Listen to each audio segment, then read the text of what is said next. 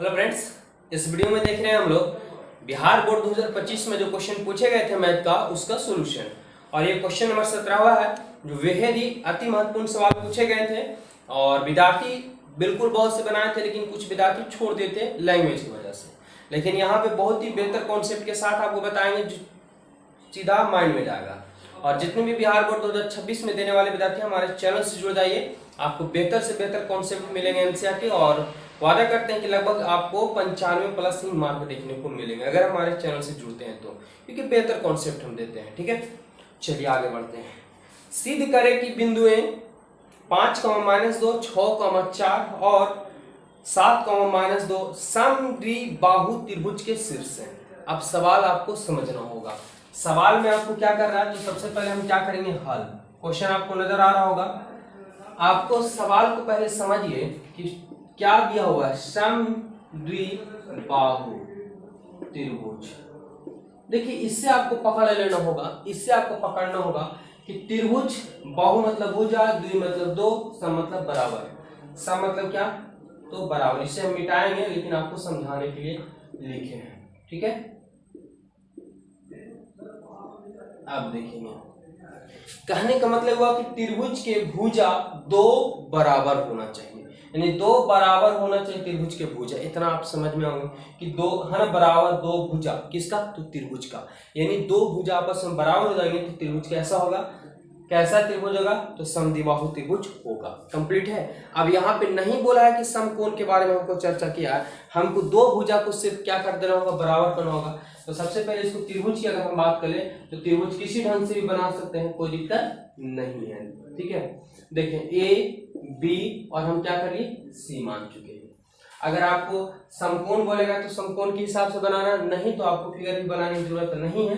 चलिए क्या क्या दिया हुआ हमारे पास, तो आपको क्वेश्चन नजर आ रहा होगा। 5, -2 है, फिर हमारे पास 6, 4 है, और हमारे पास क्या दिया हुआ, 7, -2 दिया हुआ है। ये लिखना नहीं है, लेकिन हम आपको समझाने के लिए यहाँ पे लिखे थे। और चलिए आप सवाल को सोल्व करते हैं। तो सबसे पहले हम क्या करेंगे, मानेंगे। माना कि त्रिभुज ए बी सी है। ठीक है, माना कि त्रिभुज ए बी सी एक कैसा त्रिभुज है, तो समद्विबाहु त्रिभुज है जिसका निर्देशांक क्रमशः कितना कितना हमारे पास, 5, -2, और 6, 4 और 7, -2 है। ठीक है, यहां तक हम क्या कर चुके हैं, मान लिए हैं। अब जरा समझे कि एक त्रिभुज एबीसी है जिसमें समद्विबाहु त्रिभुज सिद्ध करने के लिए बोला गया है। निर्देशांक दे चुका है हमारे पास। आप चलेंगे तो कैसे चलेगा ये, तो जब भी बनेगा तो निर्देशांक दिया हो तो आपको दूरी सूत्र का ही सहारा लेना पड़ेगा। ठीक है, अब यहाँ पे हम चलेंगे क्या, कि दूरी सूत्र से क्या निकालेंगे, तो सबसे पहले आप किसी को भी तीनों निकालना पड़ेगा जिसमें दो को बराबर। तो सबसे पहले अगर हम बात करें कि ए बी निकालते हैं, तो दूरी सूत्र से ए बी बराबर है। तो दूरी सूत्र आपने पढ़े होंगे, दो बिंदुओं के बीच की दूरी के लिए क्या होता है दूरी सूत्र, जरा कमेंट करें फटाफट से, क्या होता है। कहेंगे सर x1 - x2 का होल स्क्वायर होता है, और हमारे पास y1 - y2 का होल स्क्वायर होता है। देखें यहाँ पे आपको थोड़ी सी कंफ्यूजन हो सकता है, लेकिन घबराइए नहीं, मेरे साथ बने हैं। ए से चल रहे हैं बी की ओर, यानी ए बी निकाल रहे हैं तो ए से चल रहे हैं बी की ओर, तो ए से चल रहे हैं बी की ओर। कहने का मतलब यहाँ कि हमारे पास ये x1 होगा और ये y1 होगा, क्योंकि पहले भुज होता है उसके बाद कोटि होता है। तो ये x1 ये y1 आ रहा है कहाँ, b के पास, तो ये x2 और ये y2। यानी आगे वाला से आगे वाला घटाना रहता है और पीछे वाला से पीछे वाला घटाना रहता है, सिंपल। चलिए x1 का मान हमारे पास क्या हो जाएगा, 5 हो जाएगा, और माइनस का चिन्ह x2 का मान हमारे पास 6 हो जाएगा, कोई दिक्कत नहीं है। y1 का मान हमारे पास -2 है, माइनस फॉर्मूला से y2 का मान हमारे पास 4 है। देखिए तो 5 में से -6 जाएगा तो -1 हो जाएगा। अच्छा, -2 -4 -6 हो जाएगा। बात करें कि -1 के स्क्वायर, तो स्क्वायर माइनस के स्क्वायर हमेशा प्लस होता है, तो 1 स्क्वायर 1 हो गया, और 6 के स्क्वायर 6 36, और 36 एक रूट अंडर 37। अब हमें रूट 37 का वर्गमूल नहीं होता है, इसलिए पूर्ण रूप से नहीं छोड़ देंगे। ठीक है। अब चलेंगे चूंकि BC चलेंगे, अब लिख सकते हैं अब BC बराबर, तो BC बराबर फिर से दूरी सूत्र लगाएंगे, क्या होगा कि x1 माइनस x2 का होल स्क्वायर और प्लस y1 माइनस y2 का होल स्क्वायर हमारे पास। देखें ध्यान से समझने का प्रयास कीजिएगा कि B से हम चले C की ओर, यानी B से चले C की ओर, तो पहले हमारे पास B से स्टार्ट किया तो x1 y1 और ये हमारे पास x2 y2। इसके पहले चले थे x1 y1, ये x2 y2 हुआ था, लेकिन इसके लिए BC के लिए हमारे पास ये x1 y1 हुआ और x2 y2। इसलिए यहाँ पे कभी कभी आप लोग कंफ्यूजन हो जाते हैं कि x1 y1 x2 y2 x3 y3 दर्शा देते हैं, जो गलती हो जाती है।